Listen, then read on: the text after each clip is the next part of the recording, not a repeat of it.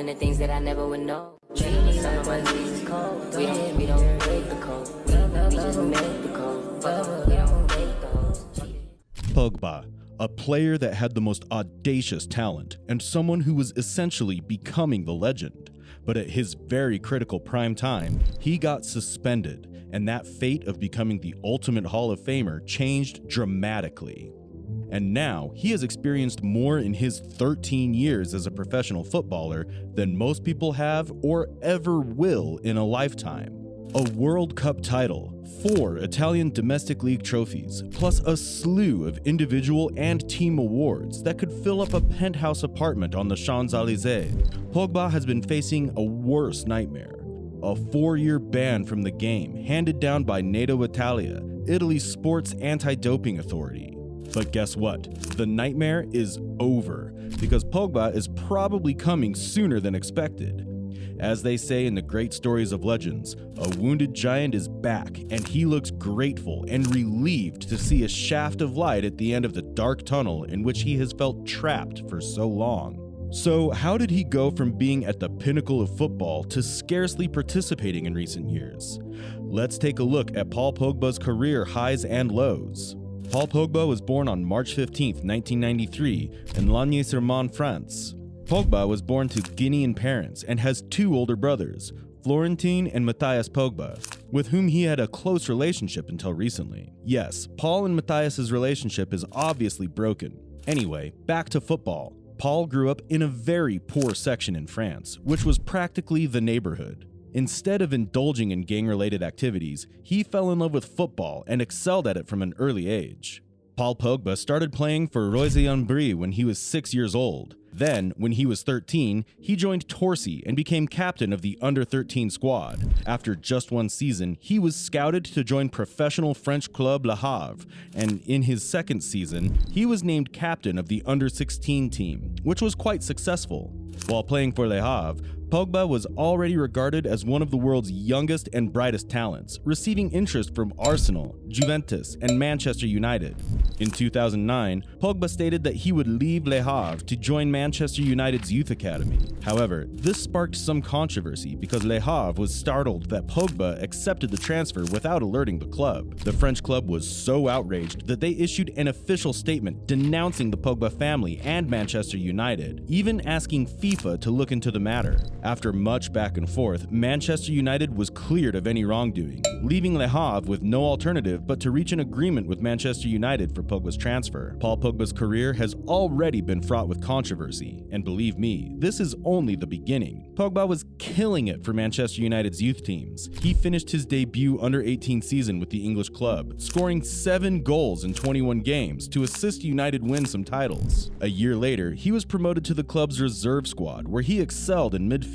Pogba was performing so well that Sir Alex Ferguson moved 4 academy players to the main team in February 2011. He continued to alternate between training with the first and reserve teams. In the 2011-12 season, Sir Alex intimated that Pogba will play more for the senior squad. Pogba made his Manchester United professional debut as a halftime replacement against Leeds in the League Cup. He made just 7 professional appearances for United that season. This was Pogba's final year on his contract, and despite being given a new deal, he recognized he wasn't going to reach his goal of being a good footballer at United because Sir Alex wasn't playing him as often as he wanted. In July 2012, Paul Pogba opted to join Juventus. Sir Alex Ferguson was furious, claiming that it was disappointing and that Pogba showed no regard for the club. Despite Sir Alex's fury, Pogba made the correct option to quit United. With Paul Scholes' retirement, the midfield was losing strength, and Pogba was still getting little playing time.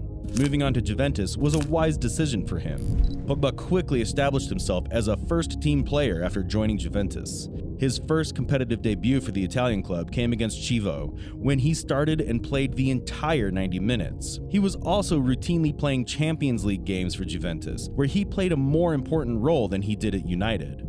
He scored his first professional goal against Napoli and went on to have a successful debut season, scoring 5 goals in 37 games. Pogba was named captain of the French under-20 team for the 2013 U20 World Cup, following his impressive achievements for Juventus and the French youth teams. Pogba contributed significantly to France's first ever U20 World Cup victory and was awarded the tournament's best player. He was already on his way to becoming an outstanding football player.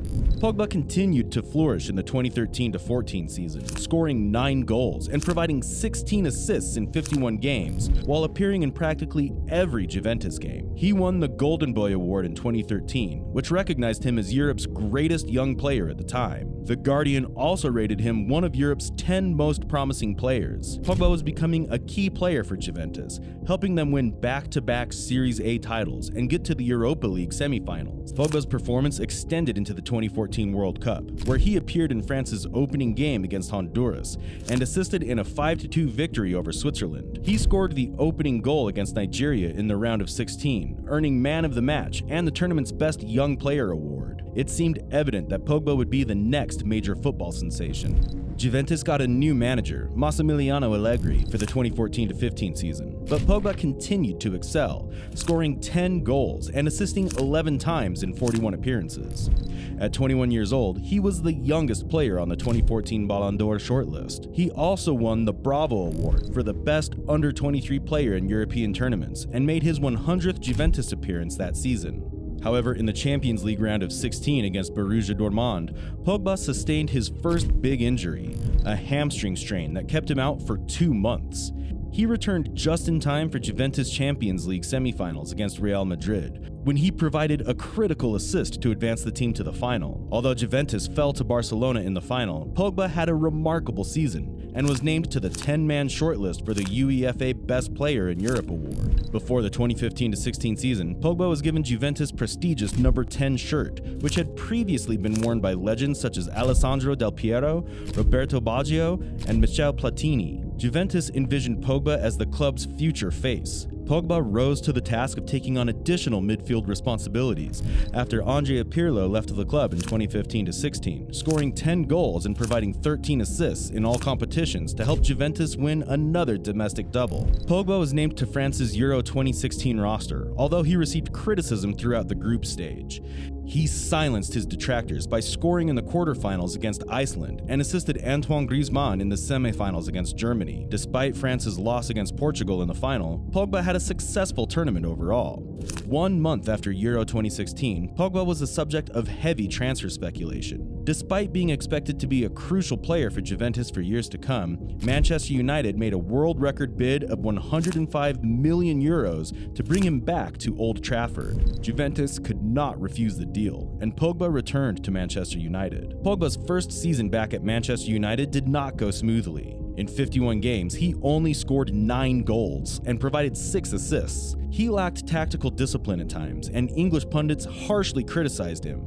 However, he scored in the Europa League final to help United defeat Ajax 2-0, giving the club its first continental championship in 9 years. Pogba's stats during the 2017-18 season increased marginally, with 6 goals and 12 assists across all competitions.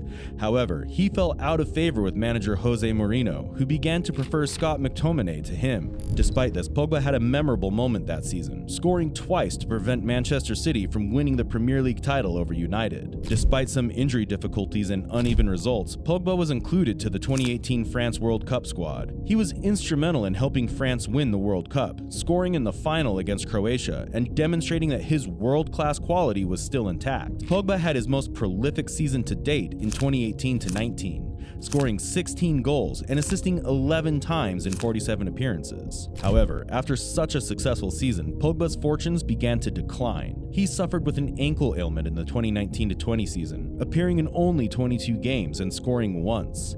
Injuries continued to bother him, and his performance plummeted. Although he had some strong performances for France at Euro 2020, Pogba's stint at Manchester United was hampered by injury and inconsistency. In 27 games during the 2021-22 season, Pogba scored 1 goal and assisted 9. He was sent off in a 5-0 loss to Liverpool, and after suffering a hamstring injury, it was evident that his time at Manchester United was over. Pogba revealed in July 2022 that he would return to Juventus for a 4-year contract. However, Pogba's return to Juventus has been anything from seamless. He had a meniscus injury in a preseason friendly, necessitating surgery and sidelining him for months. Due to his ailments, he was left out of France's 2022 World Cup squad. To make matters worse, Pogba's brother Matthias openly accused him of paying a witch doctor to curse Kylian Mbappe, which Pogba rejected. This familial instability, paired with his injuries, has exacerbated Pogba's troubles. In a 2022 interview with French daily Le Figaro, Pogba admitted to feeling depressed at various points throughout his time at United. "Of course we earn a lot of money, and we don't really complain, but that does not prevent you from going through these moments in your life,